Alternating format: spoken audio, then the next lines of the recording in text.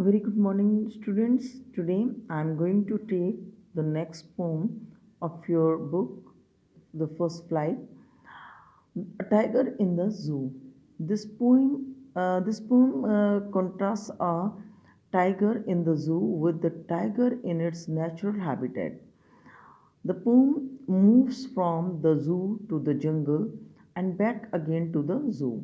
Read the poem silently once and say which stanzas speak about the tiger in the zoo and which one speaks about the tiger in the jungle. Okay, so as I read the first stanza, you yourself will come to know that which tiger we are talking about.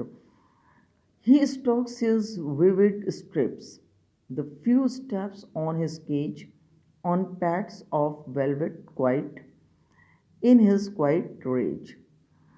In the first stanza, here the poet says that the tiger that is confined in the zoo moves around in the cage under his bright colored skin. He further says that the tiger can take only a few steps because the cage is small and it is not easy to move in it. One cannot hear his footstep because he has very soft feet like velvet, because of which there is no sound of the tiger's footstep. The tiger tries to control his anger by quietly walking in the limited area of his cage. He is angry because he is not free. So in the first stanza, here we are talking about a tiger who is kept in the cage in the zoo. After that was the tiger who was in the zoo, and next stanza, it it tells about it gives a description of a tiger that lives in the jungle in its natural habitat. He should be lurking in shadow, okay, sliding through long grass near the water hole where plump deer pass. The poet says that if this tiger was free, if it would be free, he would have hid himself behind the long grass near the water bodies, near the ponds, lakes, where deer and other animals come to drink water, so that he could easily catch a deer in order to have it as its food. Basically, the poet wants to say that the actual life of a tiger is to live in the jungle, where he could catch his prey and eat it, but the tiger in the cage cannot do so, and this makes its life miserable in the zoo. So the poet tries to tells that he tries to tell that tigers where they have natural habitat they should be there only, and through this poem we can compare our life also, like when we are in bondation we do not speak anything, we bear, we tolerate so many things, so many unwanted things which we really do not like to be happen, but we bear them, we tolerate them.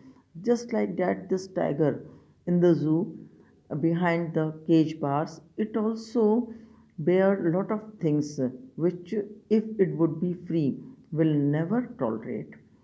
Third stanza is he should be snarling around houses at the jungle's edge, bearing his white fangs, his claws, terrorizing the village. White fangs means front teeth. So, in this third stanza, we see the poet says that if the tiger would have been free, he would have snared around the houses located at the outskirt of the forest. He would terrorize people with his sharp tooth and claws. This would create fear among the people living in the village. Means people those who are living in the village, that village houses will become cage for those people, and the lion will be free there. And after when the once the lion will roar or tiger will roar, all the people they will run inside the houses. They will never come out.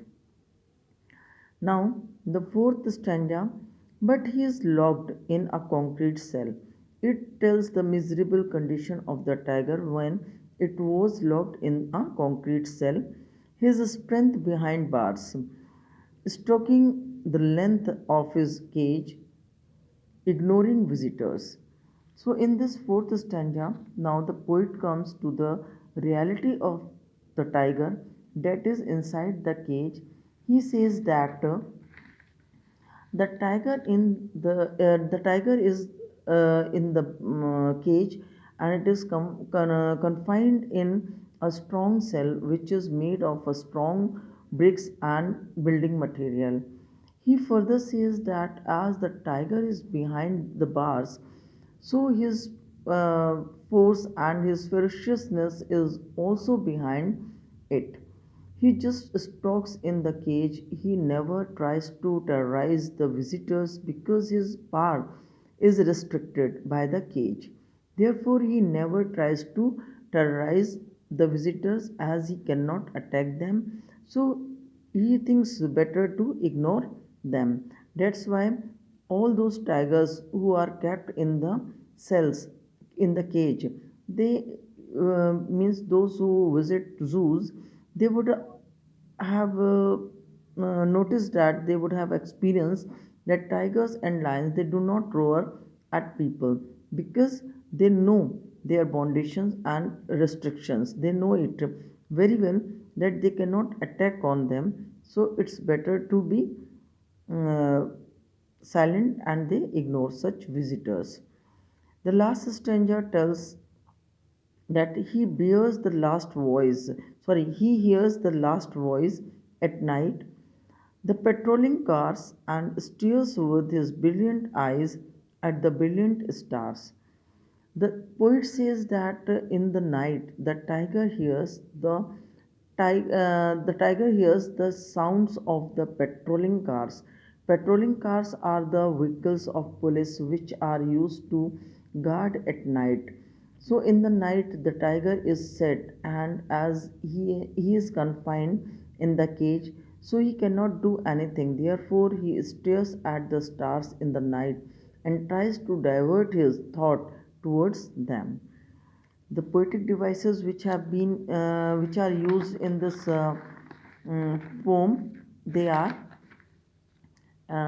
first of all, the rhyme scheme is ABCB, and the poetic devices personification, metaphor, imagery, and oxymoron. When okay, so these are the poetic devices have been used here, and poetic scheme already I have told you. So after this, in exercise, you will see that there are few questions. Out of these, I want you to write only um, second question.